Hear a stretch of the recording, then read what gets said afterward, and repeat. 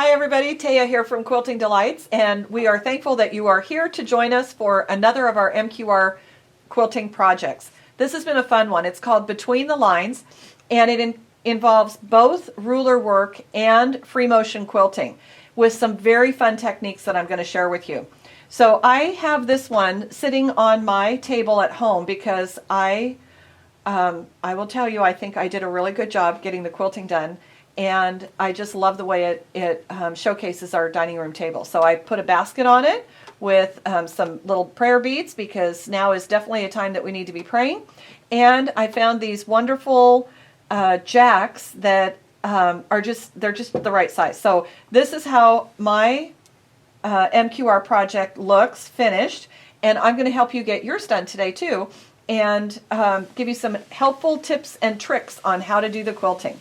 All right, let's get started. And on other MQR projects that we've done, we've talked about prepping your fabrics for quilting. One of the things I hope that you've gotten out of this, and if you haven't, I want to share with you, is that having the fabric as stiff as possible is what's going to give you really crisp quilting. So if you think about it on a long arm, they've stretched the fabric on the long arm frame so that it's smooth and you can quilt it. Well, we don't have that option with sit-down quilting on our domestic sewing machines. So what we have to do is we have to create that stiffness with something. Now on two of the other projects, we used Shape Flex on the back after we used Mary Ellen's Best Press to stiffen the fabric. This time, because I wanted it to have a really soft drape to it, it's not a wall hanging, it just needs to be soft and smooth, I used Material Magic, and Material Magic makes this fabric super stiff, but when I rinse it out and it's all said and done, after it's all said and done, when I rinse it out, it's going to come back super soft and really just pop that quilting to the top. So in this particular project, we are using Material Magic to stiffen this fabric. Now I'm not sure how we got 2 layers of batting in here, but I don't want 2 layers. It's too thick. I just really want 1 layer. And the back of the project, we are using the same front and back material, but I did the same thing. We used Material Magic, and it just really stabilizes this fabric so that it's nice and easy. Okay, let me tell you how I approached this quilting. So one of the things you want to do always is work from the center out. And I don't remember if I mentioned this on the other projects, but I like to get all of my straight line quilting done, and then I will actually go around the outside edge and nail that down with a basting stitch, or with, in this particular one, this is real stitching. And so we're going to work from the center out, and then we're going to stabilize the outside with basting, and then we're going to attack the quilting on the inside. So here's the fun thing about this. It looks like there are a lot of lines, but here's the truth of it. We're going to start by quilting with our ruler this triangle right here. Do you all see that triangle right there? And then I'm going to go on the other side and I'm going to quilt this triangle, and I'm going to quilt it all the way across and all the way down. That gives us 2 triangles that stabilize the entire center of this project. As soon as I get those triangles done, I'm going to stitch all the way around the outside edge twice because I have 2 lines to stitch all the way around the outside edge.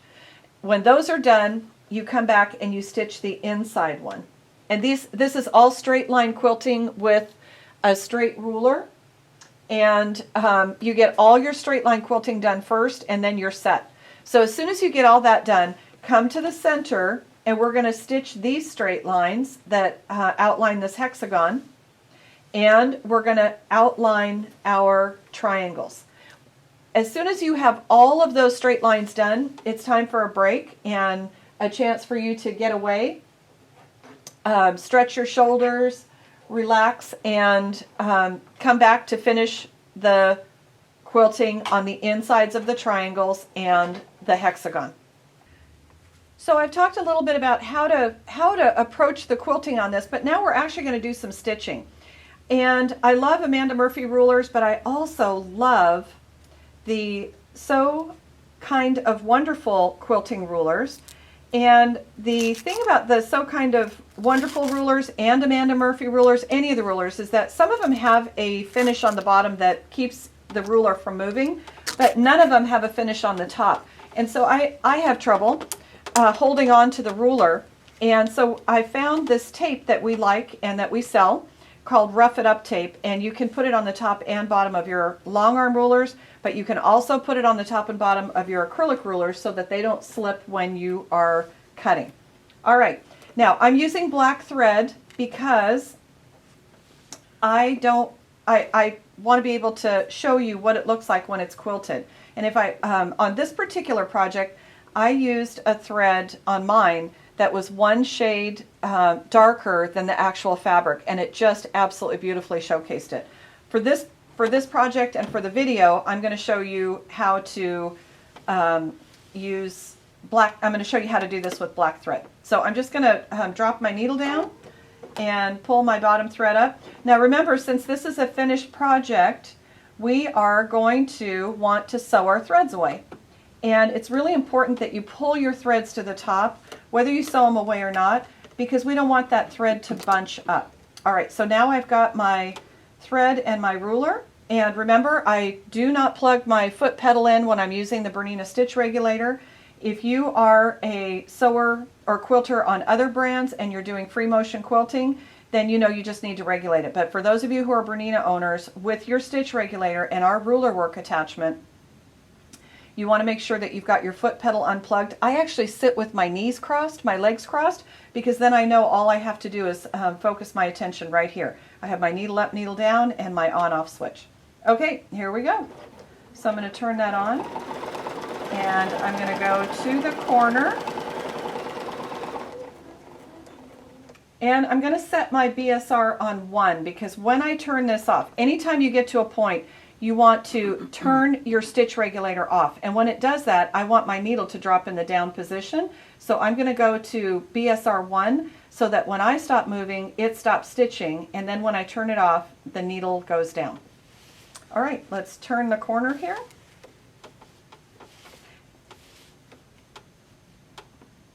And what I'm doing is I'm lining up. This is a 1/2 inch from here to here on either side of the circle. So I'm just lining up that 1/4 inch. And I can see that I need to go one more stitch, so I'm going to line up my line, and now I can do the next one.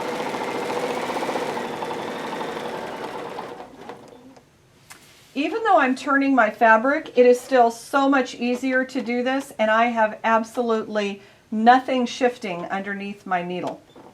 And I'm going to just go one more to the left there. I'm always lining up these lines. And then I have to turn my stitch regulator on. Nice straight line. Needle down. Oh, I just love this. This is so much fun. I just can't believe what a difference it makes to be able to do ruler work with the stitch regulator. What a game changer for me. Isn't this fantastic?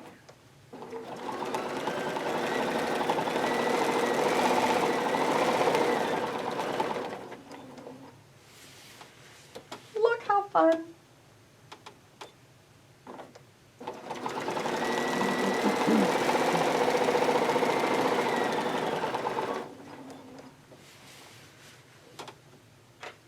Okay, we're coming up on the end here.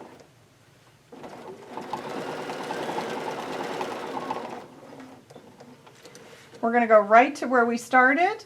Do not use your thread cutter. Remember, we have got to pull those threads up. So I'm going to raise my foot. If you don't raise your foot, then it's stuck in the tension disc and it won't release the thread. But now what I'm going to do is I'm going to come back and I'm going to needle up, needle down. Here's a little trick for getting the thread up from the back side. Raise your foot again, and then as you move over, just pull that thread up, and your bobbin thread's going to come right to the top so you can cut it, and you don't have to chase it later.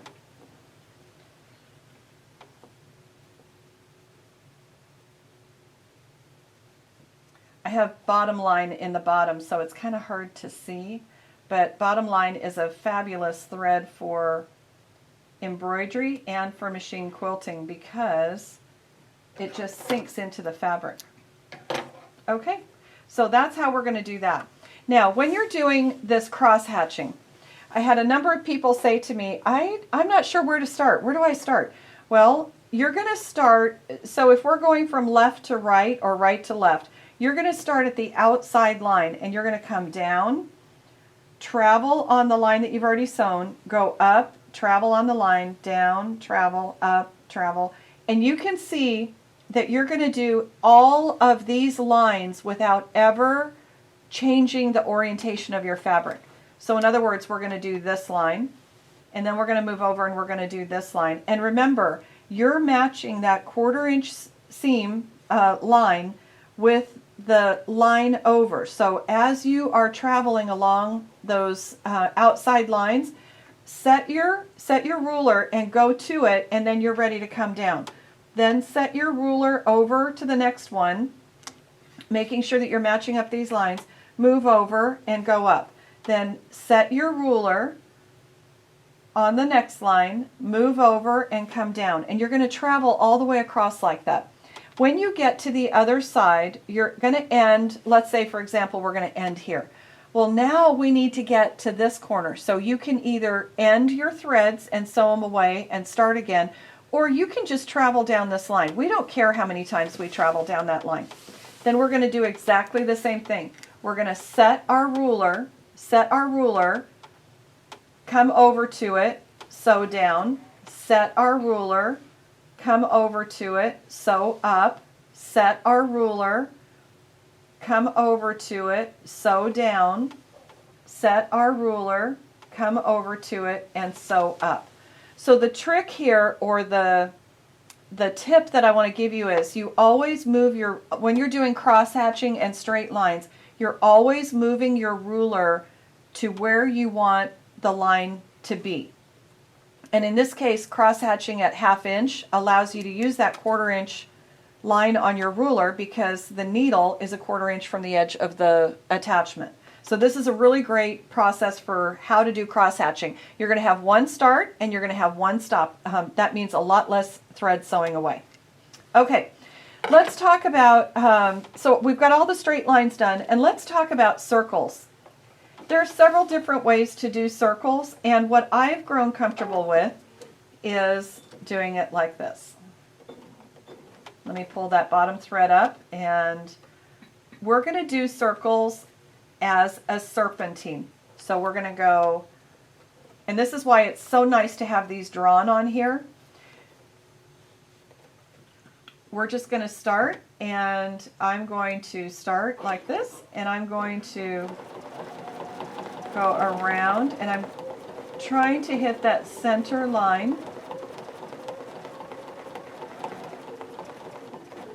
And the thing I have to remind you all of is that you need to remember to breathe.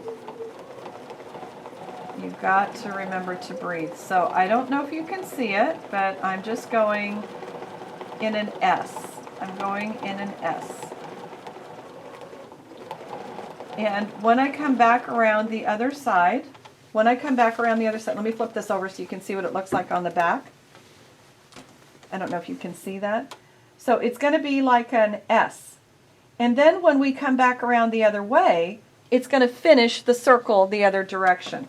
So this takes a little bit of practice, and so what I would recommend, just like I've recommended in other videos and like I do for myself, I would not suggest that you just come and sit down and start quilting. I always have some scrap fabric available on the side that I practice whatever it is I'm going to be doing. So if I'm doing cross hatching, I'm going to practice moving my ruler, coming to it, stitching, moving my ruler, coming to it, stitching. If I'm doing circles, I'm going to do some rows of circles to get that muscle memory and get that ready to go. You always want to practice before you step into working on a particular technique. Okay, let's pop over here. Let me put my foot up and release that thread a little bit.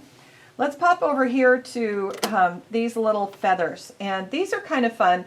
This is one I would definitely practice on and make sure that you understand where you're going when you do it. So here's the idea. So you'll notice that, and I'm going to point to the one that's upside down. We're going to start at the bottom, and we're going to go around and then back to here and then down. Travel up the spine, around back to here, and then down. Up the spine, around to here, and then around. And we're going to go all the way to the bottom, and we're going to do the same thing the other direction. So it's so much easier if you can learn how to do feathers on a small project like this. But again, draw this on a piece of muslin, and I want you to practice this before you start it. So I'm going to just do one of these really fast, and it's not going to be very good because I can't talk and quilt at the same time. But I'm going to come around, and then I'm going to backtrack on my feather